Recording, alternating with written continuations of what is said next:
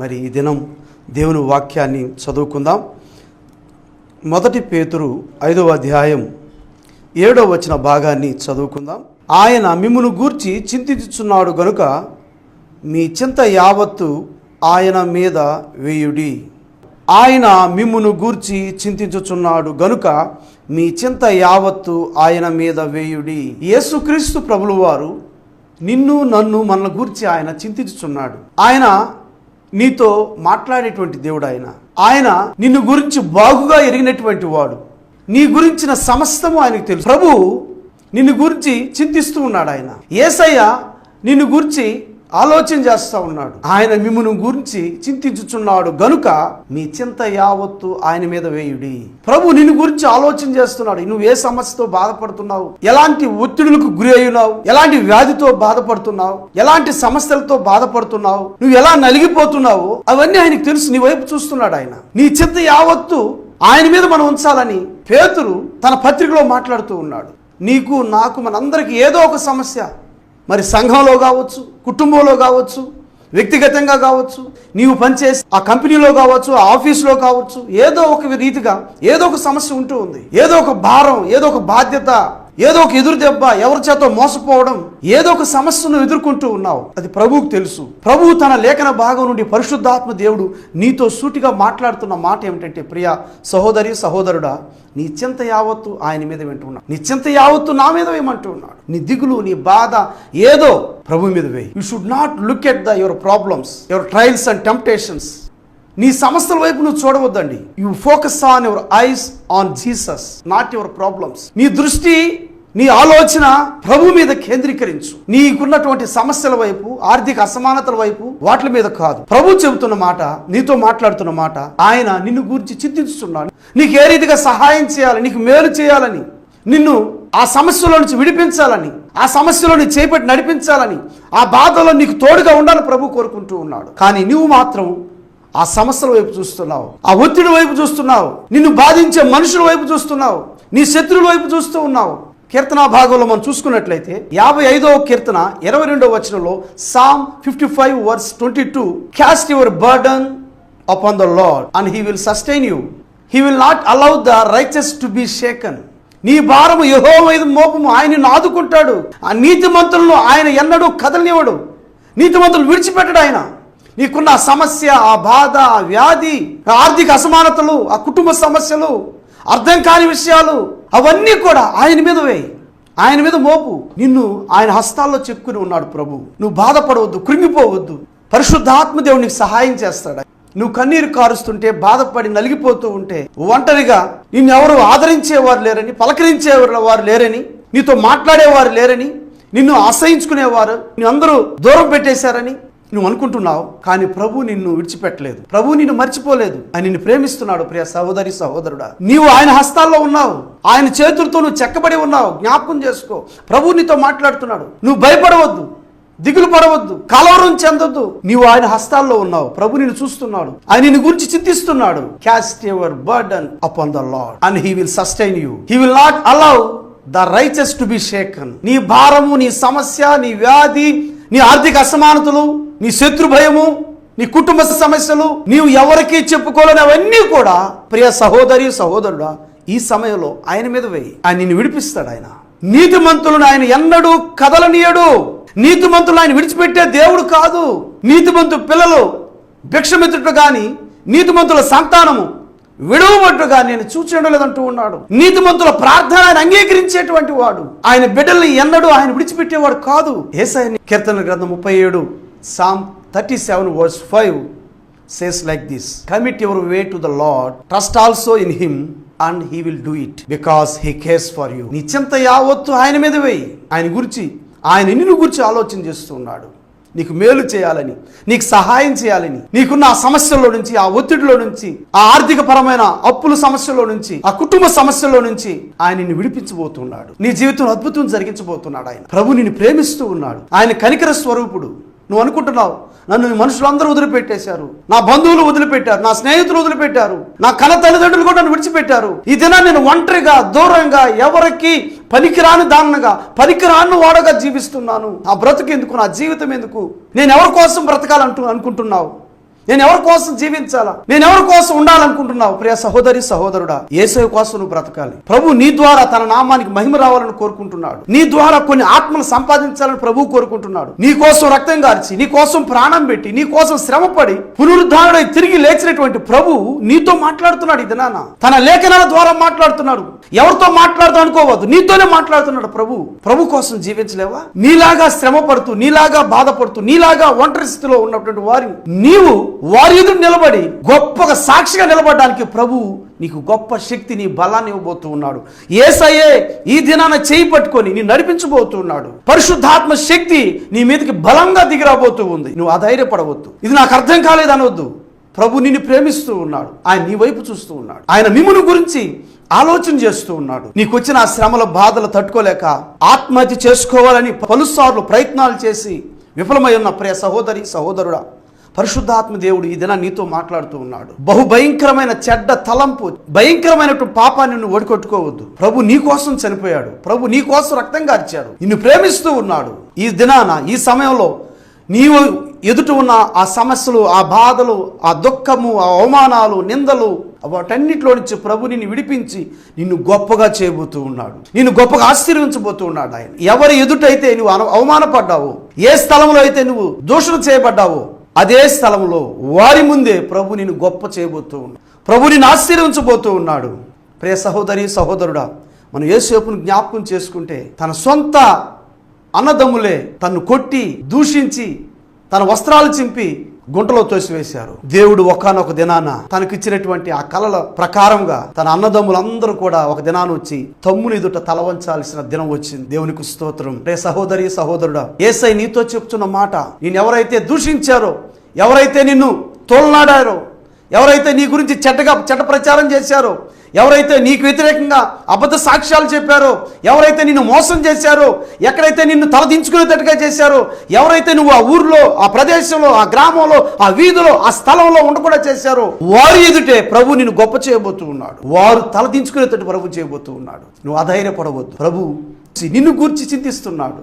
నీ చింత యావత్ నీ ఆలోచన విధానాన్ని మార్చుకోవాలని, నీ ఆలోచన, నీ దృష్టి నీకున్న సమస్యల వైపు కాకుండా సమస్తాన్ని నెమ్మదపరచువాడు, నీ సమస్యలను తీర్చివేయువాడు, నీ సమస్యల్లో నుంచి విడిపించువాడు, నీకు సహాయం చేసేవాడు ప్రభు యేసుక్రీస్తు ప్రభుల వారు. నీ దృష్టి ఆయన మీద ఉంచు. ఆయన నిన్ను గూర్చి చింతిస్తున్నాడు. నీ చింత ఆయన మీద వేయి. ఆయన నమ్ముకో. ప్రభు నీకు సహాయం చేస్తాడు. కీర్తనల గ్రంథం 37 Psalm 37 verse 5 says like this: Commit your way to the Lord, trust also in him. నీ మార్గమును యెహోవాకు అప్పచెప్పుము, ఆయన నమ్ముకొనుము, నీ హృదయ వాంఛలను ఆయన తీరుస్తాడు. దేవునికి స్తోత్రం. ప్రభు మాట ఇది, దేవుని వాక్యం నీతో మాట్లాడుతున్నాడు. నీ మార్గం, నీ సొంత మార్గంలో, నీ సొంత తలంపులు వాళ్ళు చెప్పిన కాదు. ప్రభు నీ యొక్క ఆలోచన ఆయన మీదకి అప్పచెప్పు. నీ మార్గం ఆయనకు అప్పచెప్పు. ఆయన నమ్ము.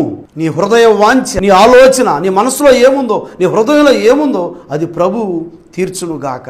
ఆమేన్. నీ జీవితంలో అద్భుత కార్యం జరిగించునుగాక. నీ కుటుంబంలో అద్భుతం జరిగించునుగాక. ప్రభు నీ ఉన్న స్థలంలో నిన్ను గొప్పగా చేయబోతున్నాడు.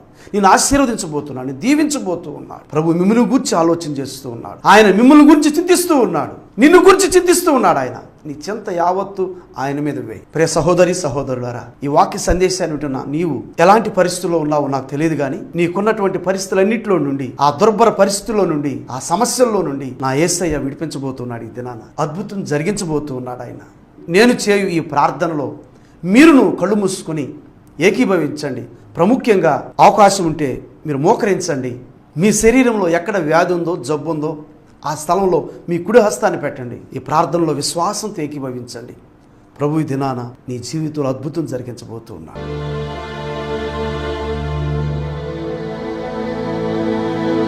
ప్రార్థన చేసుకుని, మహాపరిశుద్ధుడా, కృపా కనికరము గల మా తండ్రి, పరిశుద్ధుడు పరిశుద్ధుడు పరిశుద్ధుడని నిత్యము వేవేల దూతల చేత కొనియాడబడుచున్న మా ప్రభు, మీ ప్రియకుమారుడు యేసుక్రీస్తు ప్రభు పరిశుద్ధ నామంలో మీ పాదాల చెంతకు వస్తూ ఉన్నాం.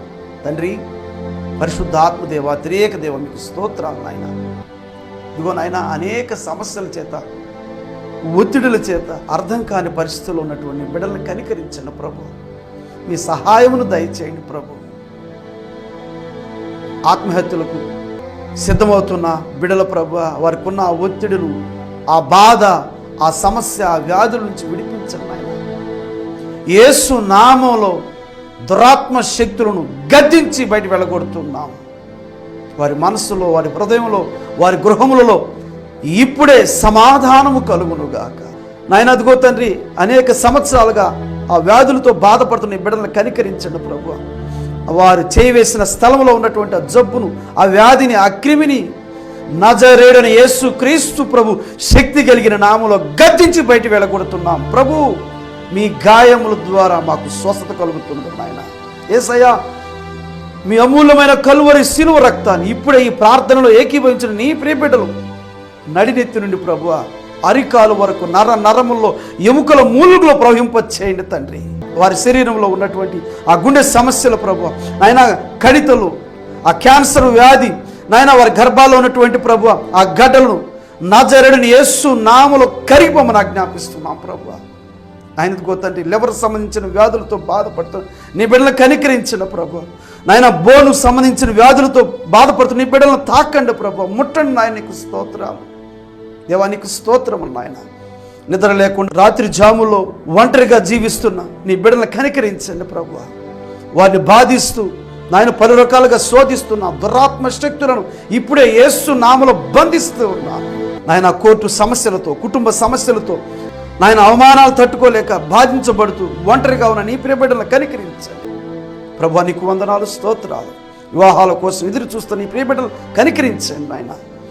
సాటి అయిన జీవిత భాగస్వాములు వారి జీవితంలో తీసుకురండి ప్రభు. నీకు స్తోత్రము నాయన, నీకు వందనాలు, స్తోత్రాలయ్యా.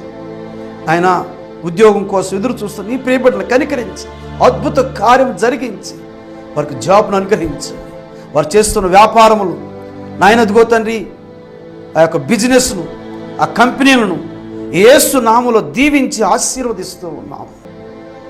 మహిమ, ఘనత, ప్రభావాలు మీరే పొందుకోమని యేసయ్య శక్తి కలిగిన నామములో ప్రార్థించి స్తుతించి వేడుకుంటున్నాము తండ్రి. ఆమేన్.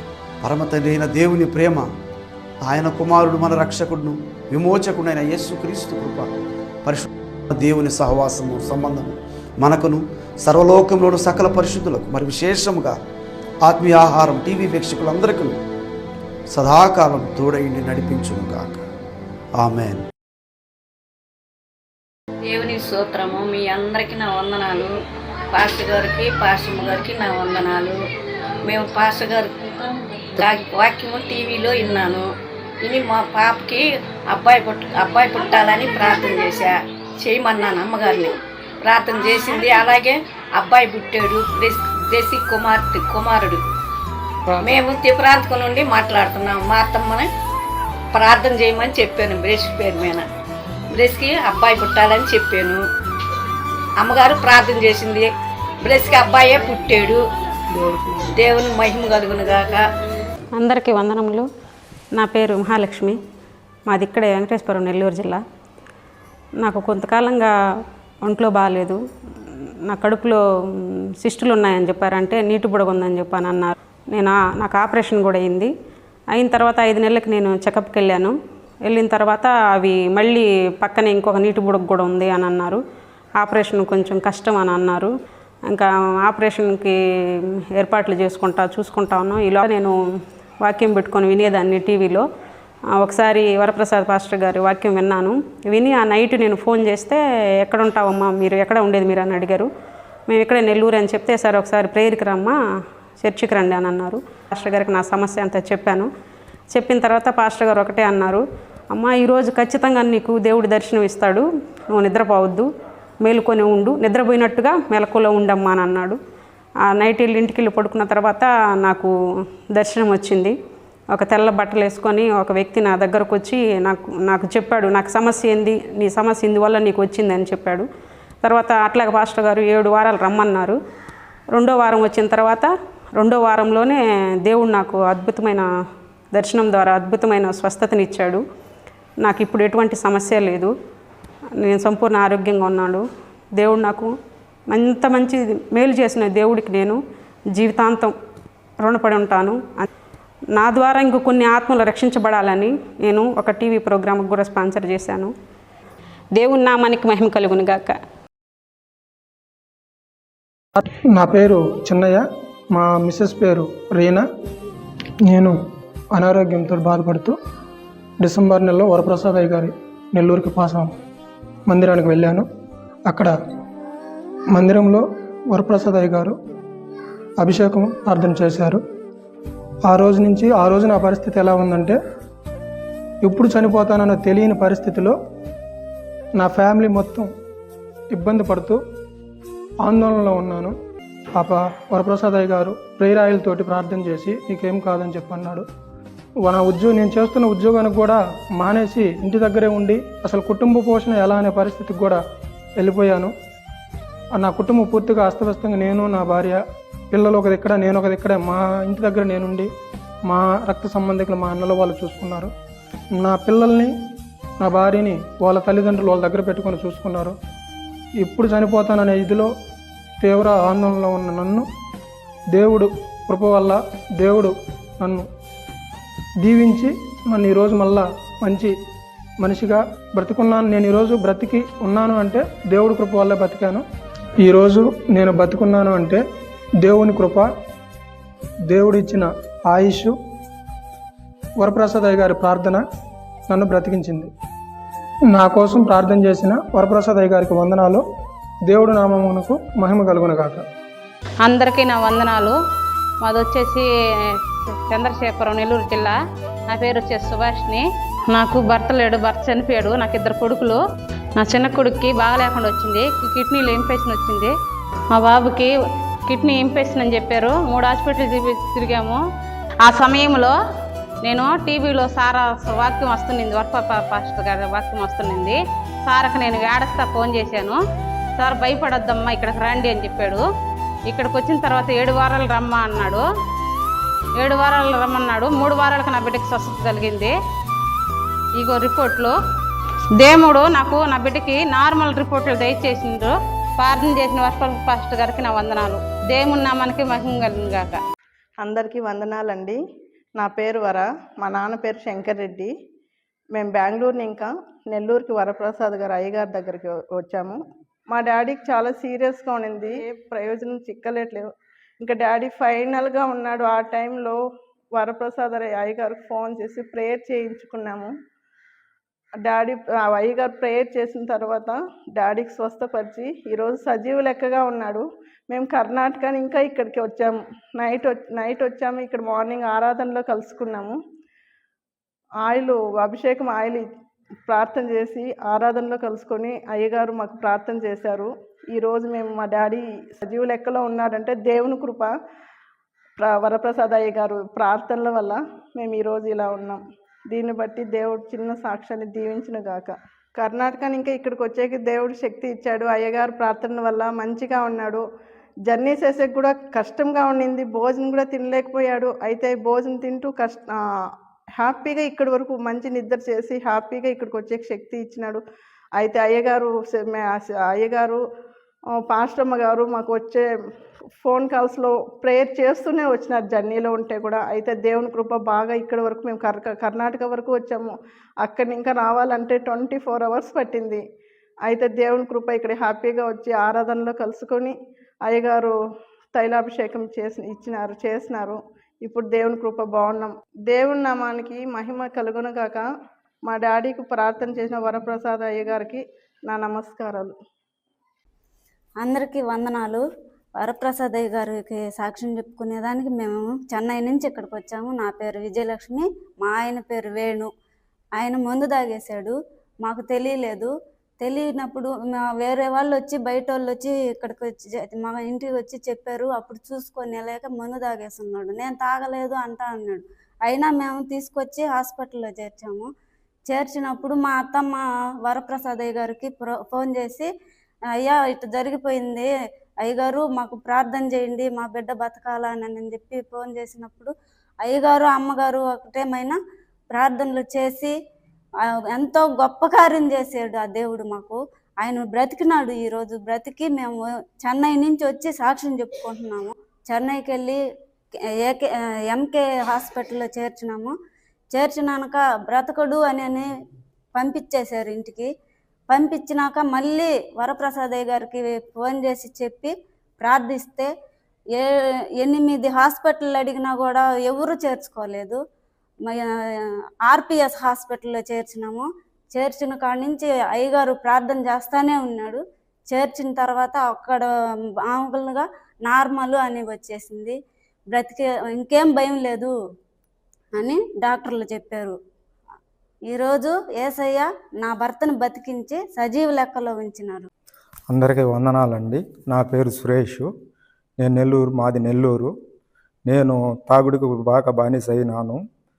ఫుడ్ తినకుండా రోజు తాగుడికి బానిసనైనాను. నా లివర్ పాడైపోయింది, జాండీస్ యాడ్ అయినాయి. హాస్పిటల్కి పోతే ఆ విషయం చెప్పారండి. నేను నడవలేని పరిస్థితుల్లో నా భార్య, నా బిడ్డలు సంఖలో చేసి నన్ను వరప్రసాద్ అయ్య పాస్టర్ గారి మందిరానికి తీసుకొని వచ్చారు. వరప్రసాద్ అయ్య గారు ప్రేయర్ ఆయిల్తో నన్ను అభిషేకించి ప్రార్థన చేశారు. నడవలేనున్న స్థితిలో నాకై నేనై లేచి మందిరానికి రాగలుగుతున్నాను, బాగా తినగలుగుతున్నాను, బాగా నిద్రపోతున్నాను. దేవుడికి మహిమ కలుగును గాక. ప్రార్థన చేసిన వరప్రసాద్ అయ్య గారికి వందనాలు, పాస్టమ్మ గారికి వందనాలు. దేవుని నామానికి మహిమ కలుగును గాక. దేవుని నామానికి వందనాలు. నా పేరు ఇంద్రమ్మ, మా ఆయన పేరు సీనయ్య. మా ఊరు చిత్తలూరు, చేజల మండలం, నెల్లూరు జిల్లా. మా సాక్ష్యం ఏమంటే, మేము సాతాన్ చేతిలో పీడింపబడుతున్నాము. భయంకరమైన సాతాన్ చీకట్లో బంధింపబడి ఉన్నాము. అసలు మా ఇంట్లో ఏం జరుగుతుందో ఏమో మాకైతే అర్థం కాదు. ఏ క్షణంలో ఏమవుతుందో కూడా మాకు తెలీదు. అటువంటి పరిస్థితిలో మేము సతమతపోయి బాగా కుమిలిపోయాము. మేము చనిపోయే స్టేజ్లో ఉన్నప్పుడు మాకేం అర్థం కాకుండా ఉండింది. అప్పుడు మేము టీవీలో వరప్రసాద్ పాస్టర్ గారు వాక్యం విన్నాము. అప్పుడు మేము అక్కడికి వెళ్ళాము. ఫస్ట్ వారంలోనే మాకు కొంచెము సమాధానం దొరికింది. అక్కడ రెండో వారంలో మేము టీవీ కార్యక్రమంకి ఒక 10,000 స్పాన్సర్ చేసి వచ్చాము. మమ్మల్ని ఎవరు ఓదార్చే వాళ్ళు లేరు, మమ్మల్ని దగ్గర తీసి ఆదరించే వాళ్ళు లేరు. మేము ఎవరి దగ్గర ఏం చేయాలన్నా ఎందుకు మా పరిస్థితి ఇట్ అవుతుందని మాకే అర్థం కాకుండా ఉండింది. మేమైతే ఎవరో ఒకరు చనిపోవాలా అనుకున్నాము. అంత భయంకరమైన సాతాన్ పీడింపులో ఉన్నాము. అప్పుడు మేము వరప్రసాద్ పాస్టర్ గారి దగ్గర వెళ్ళిన తర్వాత ప్రేయర్ ఆయిల్తో అభిషేకం చేసి మాకు ప్రార్థన చేశాడు. ప్రార్థన చేసిన తర్వాత మేము ఇంటికి వచ్చినాక 7 వారాలు క్రమంగా వెళ్ళాము. క్రమంగా వెళ్ళిన తర్వాత మా ఇంట్లో అద్భుత కార్యాలు జరగసాగింది. చిన్న కార్యాలు చిన్నగా మాకు స్వస్థత కలిగి నెమ్మది కలిగింది. మేము కానీ పాస్టర్ గారి కాడికి వెళ్ళకుండా ఉంటే నేను కానీ మా ఆయన కానీ ఎవరైనా ఒకరు చనిపోయి ఉంటాము. కానీ దేవుడు దాంట్లోంచి మమ్మల్ని బయటకు తీసుకొచ్చాడు. ప్రార్థన చేసిన వరప్రసాద్ పాస్టర్ గారికి నా వందనాలు. దేవుని నామానికి మహిమ కలుగును గాక. అందరికీ వందనాలు. నా పేరు వాణి, మా బాబు పేరు వర్షిత్, బీటెక్ చదువుతున్నాడు. మేము నిడుగుంటిపాలెం, వెంకటాచలం మండలం, నెల్లూరు జిల్లా నుంచి వచ్చాం.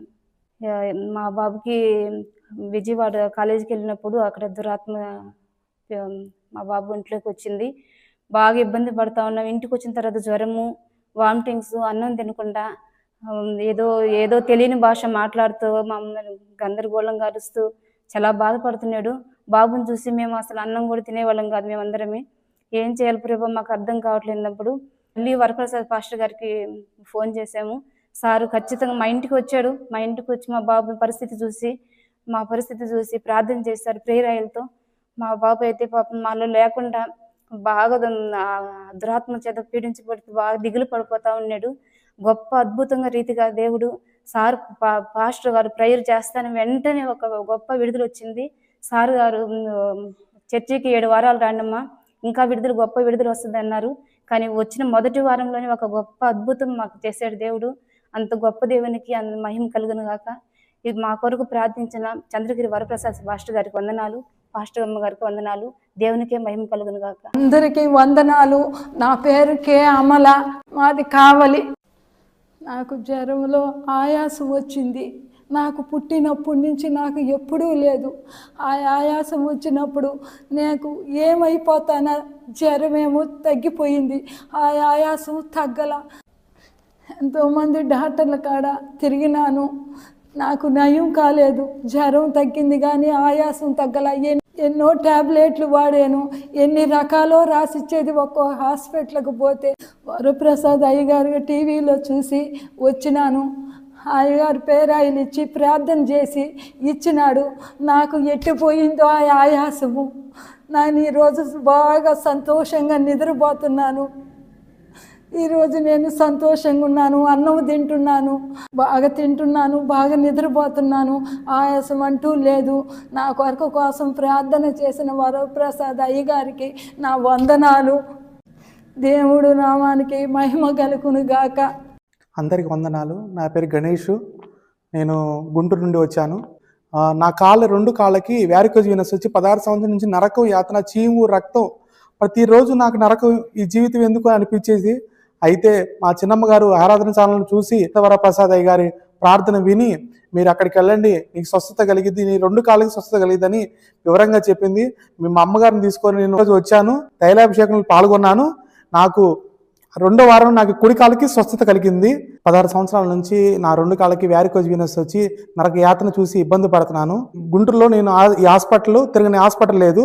ఎన్నో 3.5 లక్షలు ఖర్చు పెట్టాను, అయినా ఫలితం లేదు. మాకు స్వస్థత కలిగిద్దని నమ్మకంతో మా అమ్మగారిని తీసుకొని వచ్చి నెల్లూరు వచ్చాను. వచ్చిన మొదటి రోజు అయ్యగారు తైలాభిషేకంతో మాకు ప్రార్థన చేశారు. 2వ వారం మేము 10,000 రూపాయలు స్పాన్సర్ చేశాము. 3వ వారానికి నాకు కుడి కాలు స్వస్థత ఇచ్చాడు. గతంలో నేను అసలు నడిచేవాడిని కాదు 2 కాళ్ళతోటి.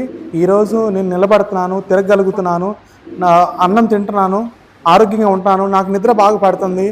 ఈ వరప్రసాద్ అయ్య గారి దగ్గరికి వచ్చినాక నాకు స్వస్థత కలిగింది. ప్రార్థన చేసిన వరప్రసాద్ అయ్య గారికి వందనాలు. దేవుడి నామానికి మహిమ కలుగును గాక. అందరికీ వందనాలు. నా పేరు కెజియా, మా ఆయన పేరు జేమ్స్, మాది నాయుడుపేట. మేము టీవీ ద్వారా వరప్రసాద్ అయ్య గారు వాక్యం విని ఆయనకి ఫోన్ చేసి మా పాపకి జాబ్ రావాలని పాస్టర్ అమ్మగారికి, పాస్టర్ గారికి ఫోన్ చేశాము. వాళ్ళు ఫోన్ ద్వారా వాళ్ళు ప్రేయర్ వల్ల మా పాపకి సాఫ్ట్వేర్ జాబ్ వచ్చింది, శోభాకి. అందుకోసం మేము స్పాన్సర్ చేసేదానికి నెల్లూరుకి వచ్చాము.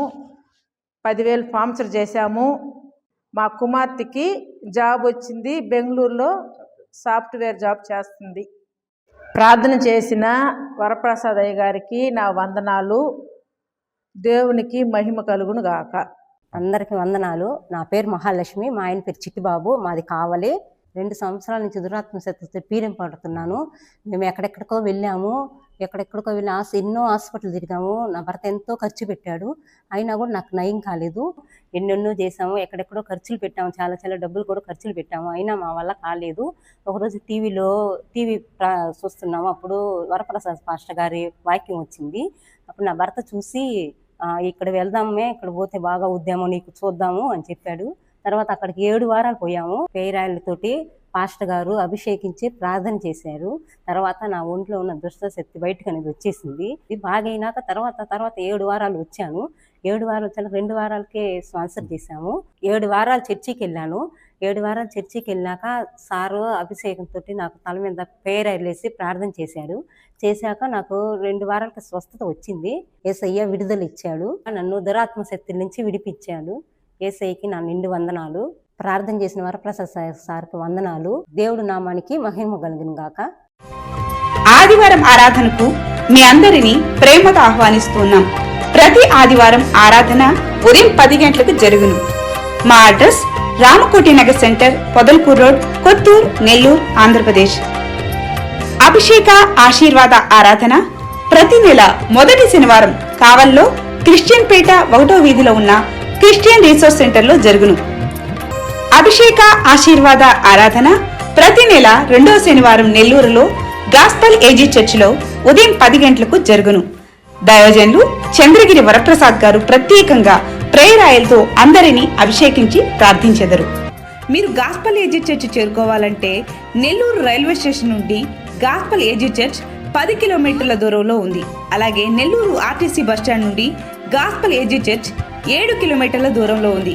మిమ్మల్ని అందరినీ ప్రేమతో ఆహ్వానిస్తున్నాం.